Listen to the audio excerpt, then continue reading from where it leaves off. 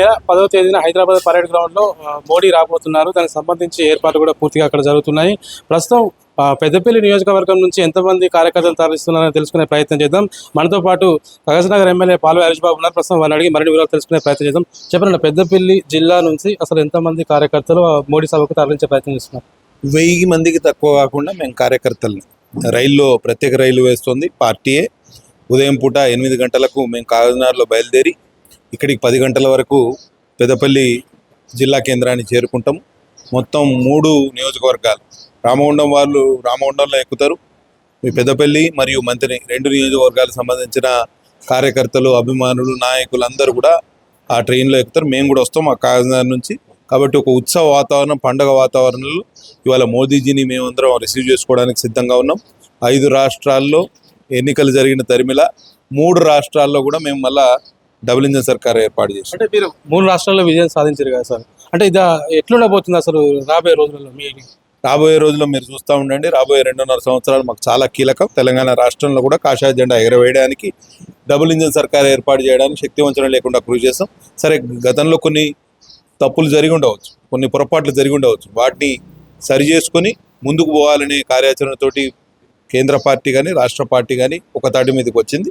తప్పకుండా అభివృద్ధి ఫలాలు, సంక్షేమ ఫలాలు ప్రజలకు అందాలంటే, బడుగు బలహీన వర్గాలకు అందాలంటే అది మోదీజీ యొక్క డబుల్ ఇంజన్ సర్కార్ తోటి సాధ్యమని ప్రజలు విస్తృతంగా నమ్ముతున్నారు. ఇవాళ ఉత్తర భారతదేశం నుంచి దక్షిణ భారతదేశం, తూర్పు నుంచి పడమటి వరకు అప్రతిహతంగా ప్రతి రాష్ట్రంలో, పశ్చిమ బెంగాల్ లాంటి రాష్ట్రంలో 40% మైనారిటీలు ఉన్న రాష్ట్రంలో కూడా ఇవాళ Bharatiya Janata party double engine సర్కార్, అది కూడా మెజారిటీ 294 సీట్లు, 200 పైచిలకు సీట్లు సాధించడం అని అంటే మమతా బెనర్జీ నిల్చుంటే ఆమెను కూడా ఓడగొట్టారు మా నాయకులు అక్కడ. కాబట్టి మీరు ఆలోచన చేయండి. ఇక్కడ తమిళనాడు కానివ్వండి, కేరళ కానివ్వండి, కొన్ని అనుకున్న సీట్లు రాలేదు, కానీ మా ప్రాబల్యం గతంలో కన్నా ఎక్కువ పెరిగింది. మాకు ఓటింగ్ పర్సంటేజ్ కూడా పెరిగింది. దక్షిణ భారతదేశంలో తెలంగాణ చాలా కీలకం. మాకు తెలంగాణ, ఆంధ్రప్రదేశ్, కర్ణాటక ఈ రాష్ట్రాల్లో భారతీయ జనతా పార్టీకి గొప్ప ఆదరణ ఉన్నది. ఆదరణ ఓటు రూపకంగా కన్వర్ట్ చేసుకోవడానికి ప్రయత్నం చేస్తుంది. అంటే ఒకవైపు తెలంగాణ రాష్ట్రంలో అధికారంలో ఉన్నటువంటి కాంగ్రెస్ పార్టీ అధికారంలో వస్తుందంటున్నారు, అదేవిధంగా ప్రతిపక్షంలో ఉన్నటువంటి బీఆర్ఎస్ పార్టీ కూడా అధికారంలో వస్తుంటారు. అసలు మీ ధీమా ఏంటి అసలు రావడానికి? 10 సంవత్సరాలు కేసీఆర్కి అధికారం ఇస్తే ఆయన ఇంట్లోకి వెళ్ళి బయటికి రాలే. ఫామ్ హౌస్ ముఖ్యమంత్రిగా పేరు తెచ్చుకున్నాడు.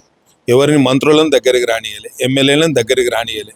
ఒక నిజాం ఫ్యూడల్ వ్యవస్థ, ఏదైతే నిజాం కాలంలో ఎట్లయితే రాచరికపు వ్యవస్థ నడిపినరో అదే దాన్ని ఈయన రెప్లికేట్ చేసిండు.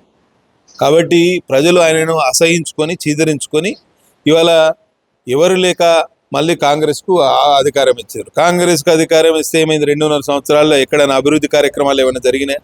ఏమైనా సంక్షేమ కార్యక్రమాలు మేము మేనిఫెస్టోలో పెట్టినాం, 420 హామీలు ఇచ్చారు. 420 ప్రభుత్వంగా మిగిలిపోయింది. వాళ్ళు ఎవరికి, మహిళలకు కానివ్వండి, నిరుద్యోగులకు కానివ్వండి, యువతకు కానివ్వండి, వాళ్ళు ఇచ్చిన హామీలు ఏది కూడా నిలబెట్టుకోదు. మరి ఇటువంటి క్రమంలో కేవలం భారతీయ జనతా పార్టీ వస్తేనే, ఉత్తరాన ఉన్న మహారాష్ట్రలో భారతీయ జనతా పార్టీ ఒక డబుల్ ఇంజన్ సర్కార్ ఉంది, దక్షిణాన ఉన్న ఆంధ్రప్రదేశ్లో డబుల్ ఇంజన్ సర్కార్ ఉంది. ఈ 2 రాష్ట్రాల్లో కూడా అభివృద్ధి అనేది అప్రతిహతంగా దూసుకుపోతుంది. తెలంగాణ రాష్ట్రం వెనుకబడడానికి ఈ కేసీఆర్ సర్కార్ ఆ రోజు కారణమైతే రేవంత్ సర్కార్ ఇవాళ కారణం. వీటిని పక్కన పెట్టి ఇవాళ తెలంగాణ రాష్ట్రంలో కూడా మోదీజీ యొక్క కృషితోటి, వారి నాయకత్వంలో డబుల్ ఇంజన్ సర్కార్ ఏర్పాటు చేయాలని విస్తృతంగా ప్రజల్లో జనాభిప్రాయం ఉన్నది. దానికి అనుగుణంగా మేము పనిచేయాలి. అంటే మనం జనరల్గా చూసుకుంటే కూడా ఉత్తర తెలంగాణ, కరీంనగర్ కానీ, నిజామాబాద్, ఆదిలాబాద్లో ఎక్కువ బీజేపీకి సంబంధించిన ఎంపీ సీట్లు కూడా రావడం జరిగింది, అదేవిధంగా ఎమ్మెల్యే సీట్లు రావడం జరిగింది. దక్షిణ తెలంగాణ మాత్రం వెనుకబడడానికి వాళ్ళ ప్రధాన కారణాలు ఏంటి? అసలు ఎలాంటి బలోపేతాలు చేయడానికి నిర్ణయాలు తీసుకునే అవకాశం ఉందా జరిగే సభలో? దక్షిణ తెలంగాణ ప్రత్యేకించి సికింద్రాబాద్ పార్లమెంట్ నియోజకవర్గం, హైదరాబాద్ పార్లమెంట్ నియోజకవర్గం, అటుపోతే మల్కాజ్గిరి పార్లమెంట్ నియోజకవర్గం, ఆ 3 కూడా జిహెచ్ఎంసీ పరిధిలోకి వస్తాయి. అక్కడ జిహెచ్ఎంసీ ఎన్నికలు జరగనున్నాయి రాబోయే రోజుల్లో. ఇప్పటికే పాలకవర్గం రద్దయింది, పాలకవర్గం సమయం పూర్తయింది, టర్మ్ కూడా పూర్తయింది. రాబోయే రోజుల్లో అక్కడ కూడా మనం బలోపేతం. దక్షిణ తెలంగాణలో మీరు చూడండి, మహబూబ్నగర్లో మేము గెలిచినాం, నాగర్ కర్నూలులో అనుకున్న దానికన్నా ఎక్కువ సీట్లు వచ్చినాయి. దక్షిణ తెలంగాణలో కూడా మేము నల్గొండలో, భువనగిరిలో మేము 2nd ప్లేస్, చాలా దగ్గరికి వచ్చినాం. కాబట్టి ఈ అన్ని ప్రాంతాల్లో, జైరాబాద్లో చాలా తక్కువ ఓట్లతో మేము ఓడిపోయాం. కానీ దక్షిణ తెలంగాణలో మేము లేము అనే ఆలోచన పక్కన పెట్టి అన్ని ప్రాంతాల ప్రజల యొక్క ఆకాంక్షలకు అనుగుణంగా పనిచేస్తాం. వాళ్ళ మనసు చూరగొనే ప్రయత్నం చేస్తాం. ఏదైతే 10వ తారీఖు ఉన్నదో మోడీ సభ హైదరాబాద్లో జరిగిన సభకు పెద్ద ఎత్తున కూడా జనాలను ఇక్కడ తరలించే ప్రయత్నం చేస్తాం. అదేవిధంగా తెలంగాణ రాష్ట్రంలో రాబోయే రోజుల్లో ఖచ్చితంగా బీజేపీ పార్టీ అధికారంలోకి వస్తుందని ధీమా వ్యక్తం చేయడం జరుగుతుంది.